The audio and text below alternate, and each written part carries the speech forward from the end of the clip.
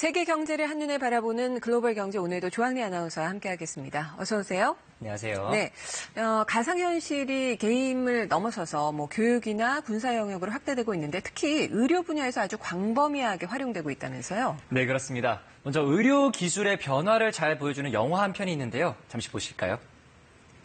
네, 영화 아바타에서는요, 이 하반신이 마비된 주인공이 가상현실 속에서 이렇게 걷고 뛰어다니면서 전사로 활약하는 내용입니다. 네. 영화 속의 이야기가 현실에선 어떨까요?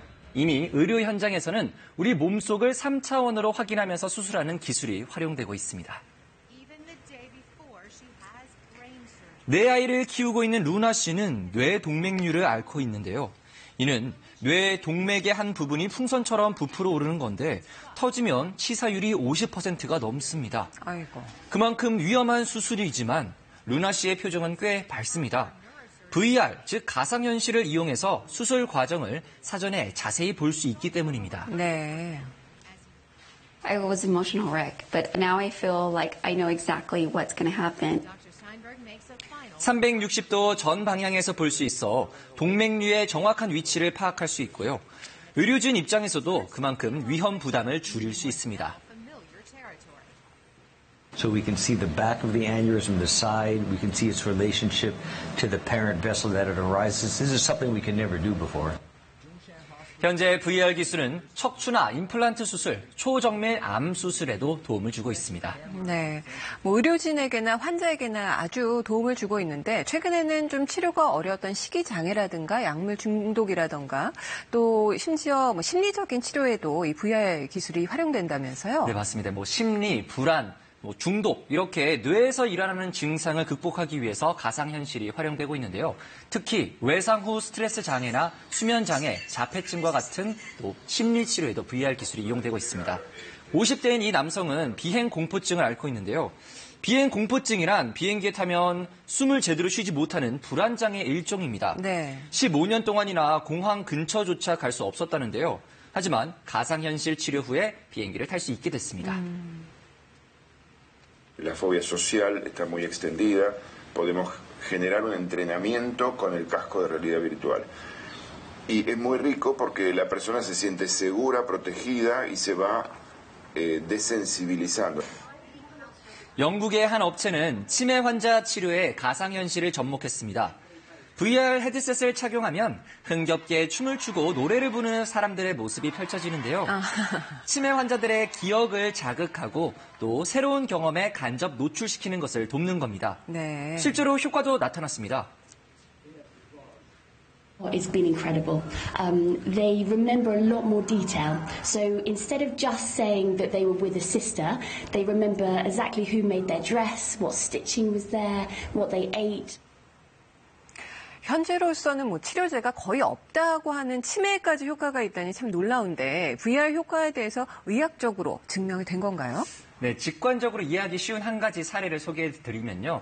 실제로는 안전하지만 이 높이가 무섭고 걱정이 되는 고소공포증을 치료하는데 가상현실이 도움을 주는 것으로 나타났습니다. 영국 옥스퍼드대 연구팀은 고소공포증 환자들에게 2주간 VR 치료 프로그램을 받도록 했습니다. 환자들은 가상현실 속에서 높은 건물에 올라가서 이렇게 사과를 따거나 고양이를 구하는 등의 과제를 수행했는데요. 아찔합니다. 그 결과 VR 프로그램을 경험한 환자들의 경우 고소공포증 증상이 평균 68% 줄어든 것으로 나타났고요. 네. 반면에 치료를 받지 않은 그룹은 3% 감소에 그쳤습니다.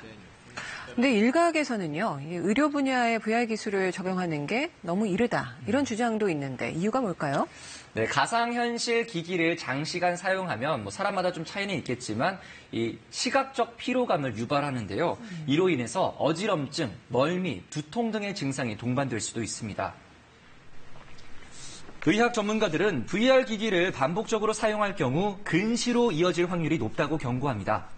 또 심할 경우 광과민성 발작 증상으로 이어진다는 연구 결과가 보고되기도 했고요. 또 치료에 장기간 사용하면 오히려 VR 중독이라는 예상치 못한 복병에 부딪힐 수 있다는 지적도 나오고 있습니다. In virtual reality, basically the brain is only getting input from the eyes. And we don't know if that isolated input is really going to have an impact on the other senses and how we integrate an experience.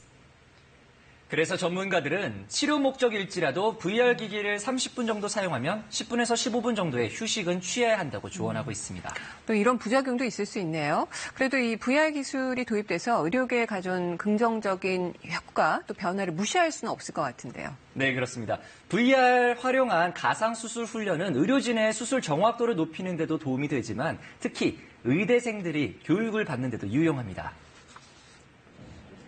사람의 시신을 해부하거나 실험용 쥐 등의 동물을 사용하지 않아도 인체의 해부학적 구조를 3차원 입체 영상으로 볼 수 있고요. 실제 수술하는 것처럼 연습도 가능하고 이를 반복적으로 익힐 수 있으니 추후에 시행착오를 줄일 수 있습니다. 네. When I was in the real life emergency situation, I was a lot more confident. I just helped the doctor. 세계 의료 분야에 적용되는 증강, 가상현실 시장은 오는 2026년에는 150억 달러, 우리 돈 16조 8천억 원 규모인데요. 질병 정보 제공이나 환자와 의료진과의 공감대 형성 등 다양한 분야로 확대되고 있는 만큼 성장 가능성은 무궁무진하다고 할 수 있습니다. 물론 아직 가상현실의 기술적인 한계는 있지만 그래도 수많은 환자들에게 희망이 될 가상현실 의료를 기대해봐도 좋을 것 같습니다. 네, 오늘 소식 잘 들었습니다.